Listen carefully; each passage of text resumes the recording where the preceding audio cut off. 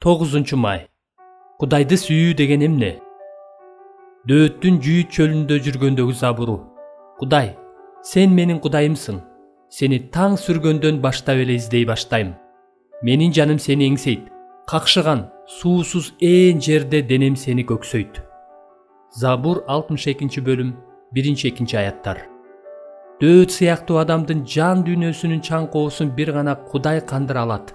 Дөөт болсо Кудайдын жүрөгүнө жаккан адам болгон. Биз ар бирибиз ушул максатта Кудайга жагуу үчүн жаратылганбыз.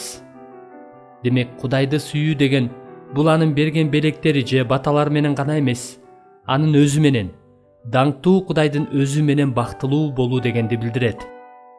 Кудайды сүйүү деген бул анын бардык осуяттарына баш ийүү, анын бардык сөздөрүнө ишенүү жана ал берген белектин баарына ыраазычылык билдирүү. Бирок баарынан мурун Кудайды сүйүүнүн маңызы бул Кудай ким болсо, ошол болгону үчүн аны менен суктануу жана ырахаттануу. Кудай менен болгон мына ушул ырахаттануубуз биздин башка бардык иштерибизди анын даңкына жетелейт. Биз булардын бардыгын ички туймубуздан, ошондой эле ыйык жазуудан биле алабыз.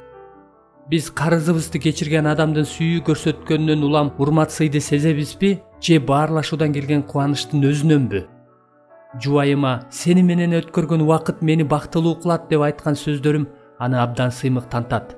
Анын бактысы менин бактым. Кудай менен да ушундай. Биз ага канчалык ыраазы болсок, ал ошончолук даңкталат. Жердеги жашоодо эч кимибиз Кудайдагы толук бакытка жете элекпиз. Мен бул дүйнөнүн соорону үчүн же ыңгайлуу шарттарын жоготкондо көбүнчө кайгырам. Бирок мен Кудайдын жакшы экенин татып көргөм. Азыр мен Кудайдын ырайымы аркылуу түбөлүк кубанычтын булагын билем. Теңирден мен бир гана нерсени сурадым. Ошону гана издеп келем. Өмүр бою Теңирдин үйүндө болгум келет. Теңирдин сулуулугун көргүм келет. Анын ибадатканасына барып тургум келет. Забур 26 бөлүм 4 аят. Ошондуктан адамдар ушул сөздөрдү мени менен бирге айтканга чейин мен аларды кубанууга шыктандырып жашай берем.